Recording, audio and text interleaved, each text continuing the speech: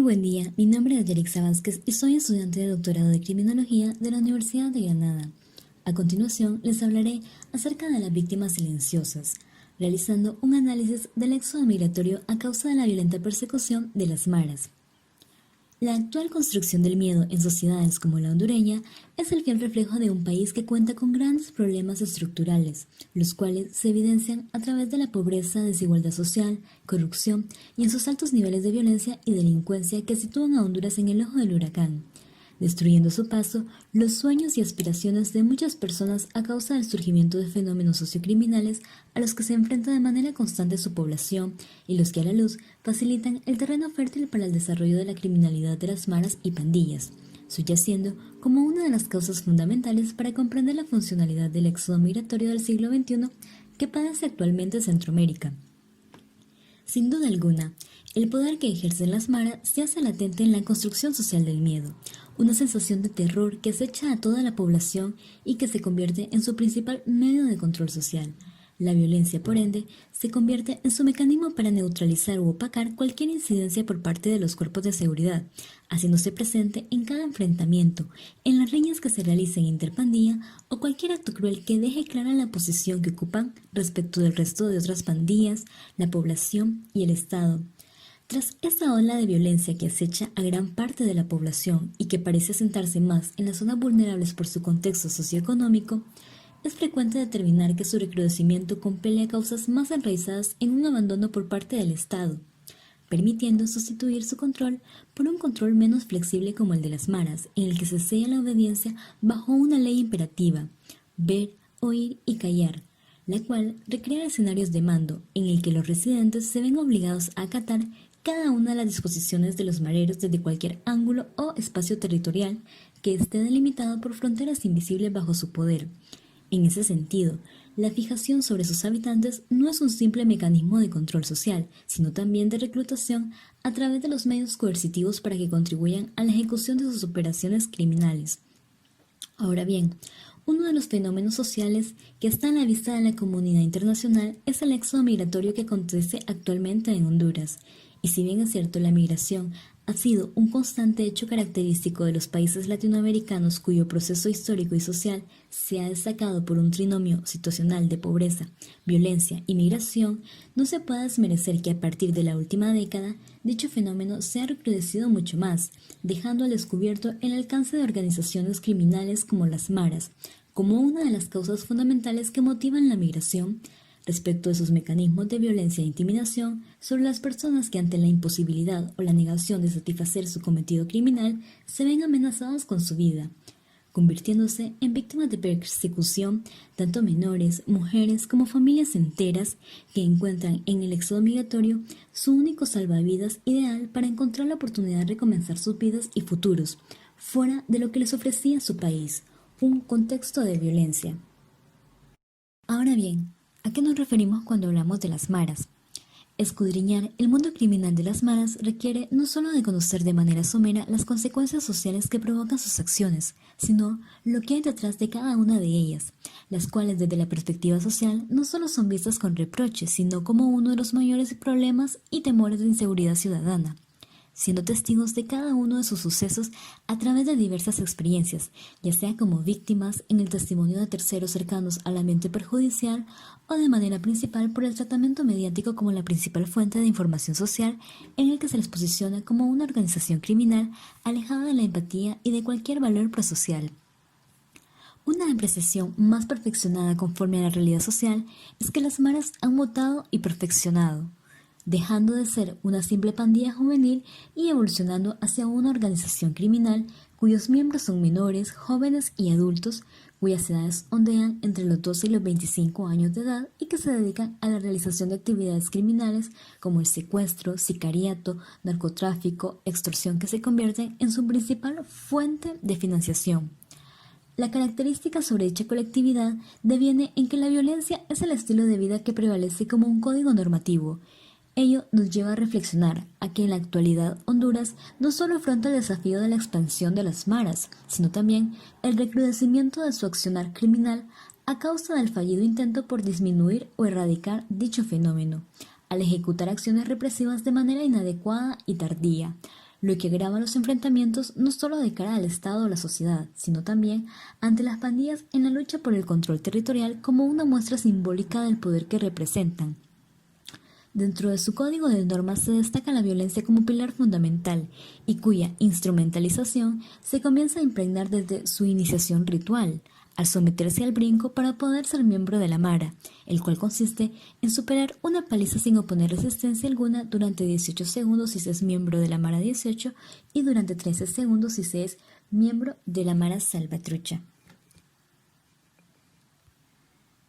Respecto a la instrumentalización, tanto la mara como la violencia han sido fenómenos que se han entrelazado provocando desproporcionales consecuencias sociales en la sociedad centroamericana,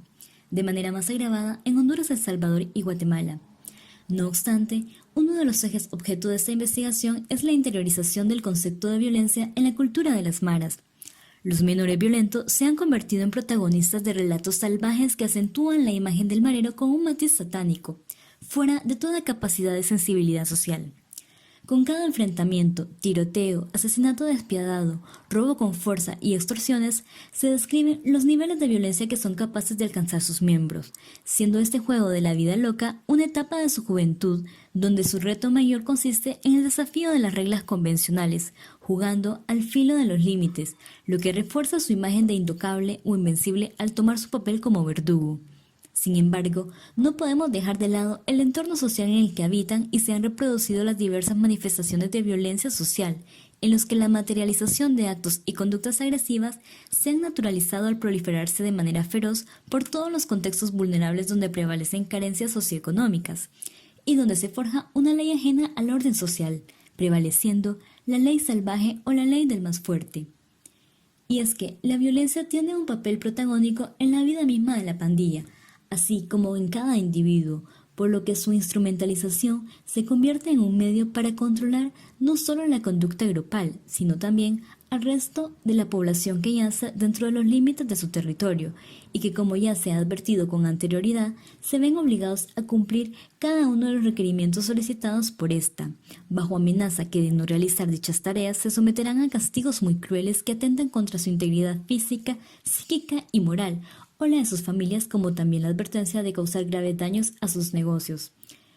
Sin duda alguna, la funcionalidad de las maras basa sus cimientos en la violencia, valentía y robustez, como parte fundamental no solo de su cultura de cara a la sociedad, sino bajo el interior de su organización,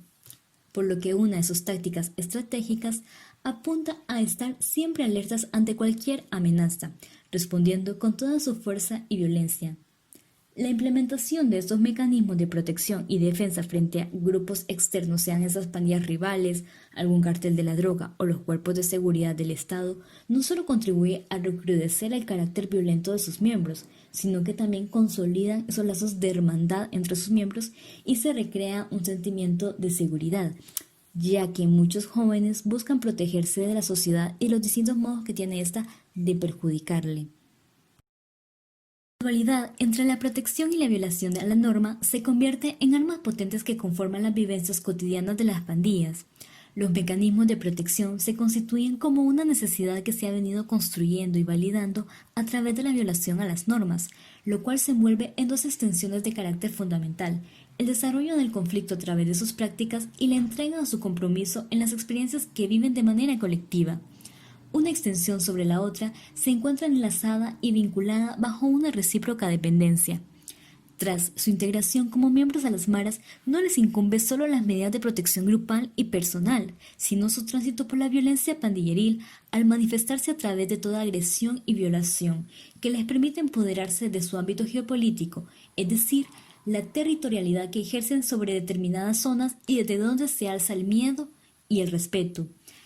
Desde la perspectiva de un joven marero, su ascenso en la mara requiere de actos violentos que redefinan su personalidad y el autoconcepto que éste tiene de sí mismo, ya que su condición de guerrero sanguinario en calidad de sicario, ya sea acuchillando, mutilando o apedreando, o cualquier otro medio que ostente violencia y le otorgue a su ejecutor un reconocimiento de superioridad ante las maras, sus rivales y la sociedad, se convierte en una misión fundamental para sumar puntos y poder escalar dentro de la clica.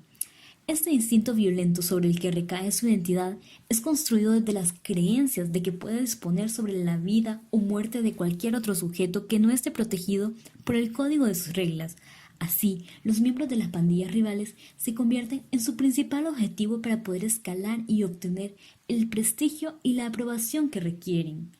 Por ende, la manifestación de su violencia a través de mutilaciones, decapitaciones y cualquier otra forma atroz envía un claro mensaje que no solo implica su sello territorial, sino un rol como portavoz de advertencias para sus rivales.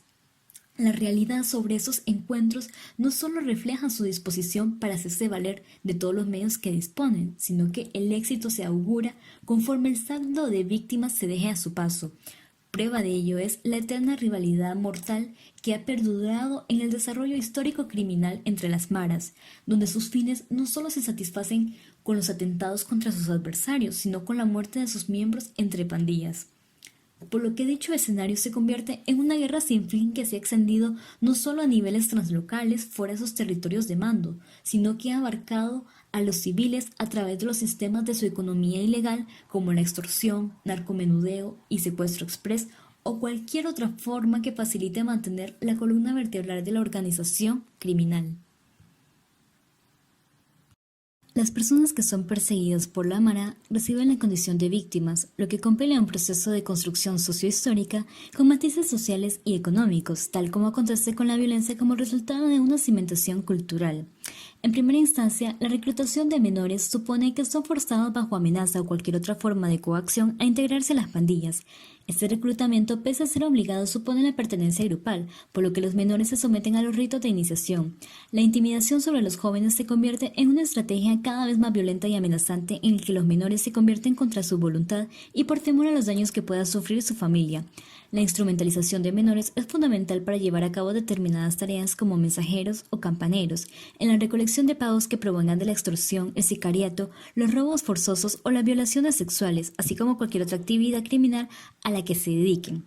En segundo lugar, a medida que las maras evolucionan, tanto en sus ocupaciones como operaciones requieren de nuevos espacios para llevar a cabo sus cometidos, llevándolos a usurpar las casas de personas que viven en zonas estratégicas o que cuentan con particularidades que faciliten sus misiones, lo que provoca el recrudecimiento de los desplazamientos forzados. Así, aquellas casas que se encuentran en una esquina o en una zona alta desde donde se pueda observar los movimientos de los residentes o la intromisión de terceros,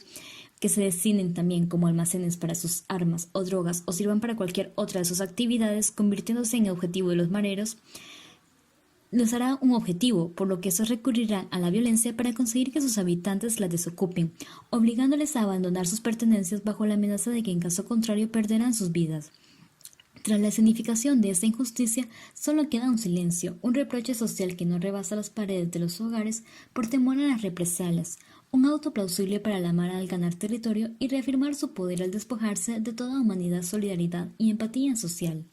Otro tipo de víctimas están selladas por los miembros en señal de pertenencia, como es el caso de aquellos que se convierten en víctimas de extorsión, un delito concebido a nivel micro y macro que figura como una de las principales fuentes de ingreso de las maras y pandillas. Respecto a su plan de nivel micro para la extorsión, son las pequeñas tiendas, abarroterías y pulperías las que se convierten en el blanco, así como cualquier otro negocio que genere ingresos se convertirá en presa fácil a quien la mara reclamará un impuesto ilegal. Con ello sobreviene la carga emocional que empieza a experimentar la víctima al recibir una nota amenazadora donde se le exige el pago de una determinada cantidad en proporción al tamaño o local de los ingresos percibidos. Al comienzo, dicha nota les advierte sobre las consecuencias de no realizar su pago, bajo promesa que será un único. Posteriormente envían otras pruebas cerciorándoles que les ofrecen la seguridad ante los ataques de otras pandillas.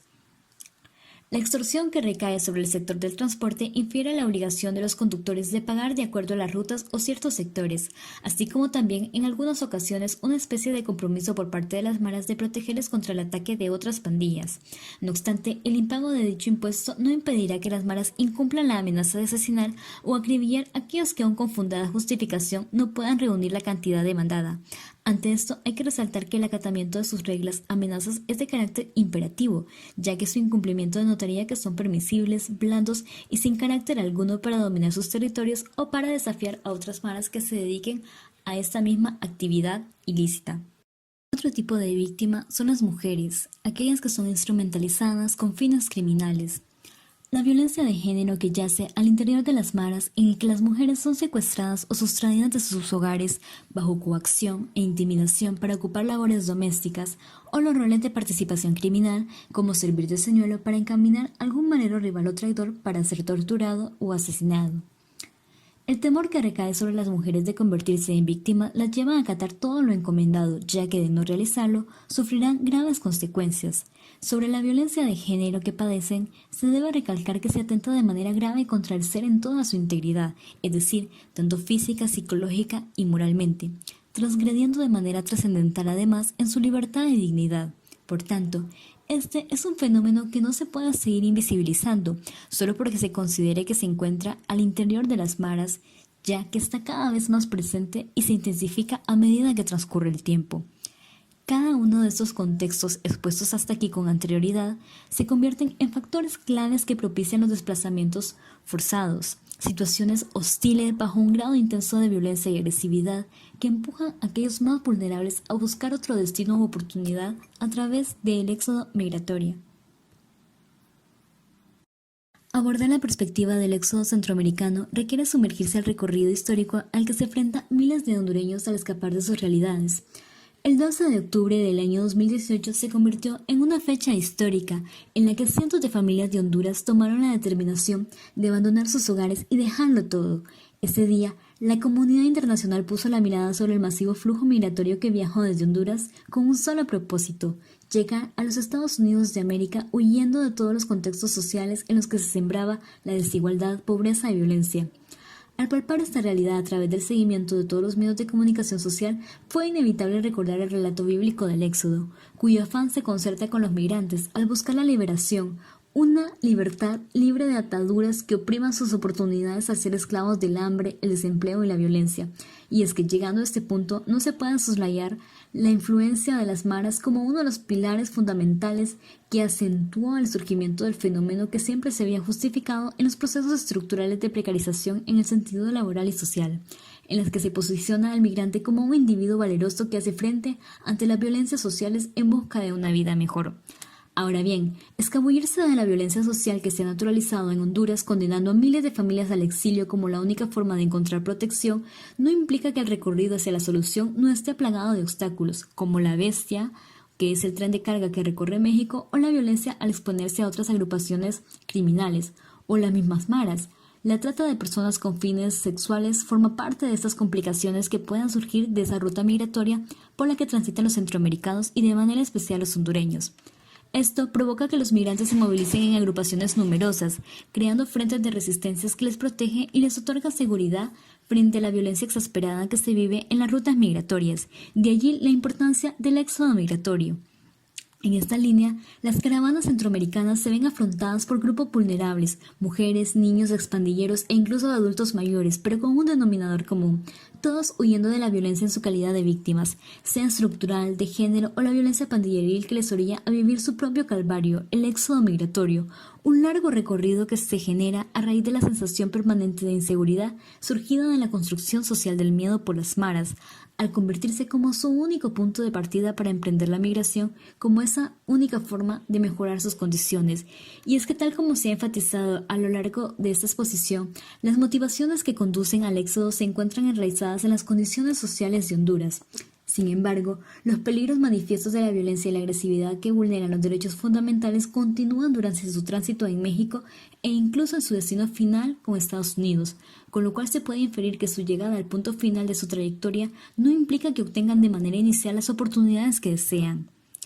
Ya sea en Estados Unidos o en cualquier otro país, al llegar les esperan severas situaciones a las que se deben de adaptar y enfrentar. La exclusión social revestida de tratos discriminatorios y peyorativos, ataques xenófobos, la continua sensación de miedo de ser deportadas nuevamente a sus países y reiniciar el ciclo de la violencia son algunas de esas situaciones. Pero como bien se ha sugerido, no todas las travesías de los migrantes corren con la misma suerte, ya que para muchos el boleto de regreso a Honduras se ciñe a medio camino, apelando a la suerte que cada quien corre en su camino. La aparición de las maras en las zonas fronterizas de Chiapas, que es un paso obligado dentro de la ruta migratoria hacia los Estados Unidos, representa un ambiente tenso para los inmigrantes, ya que esos territorios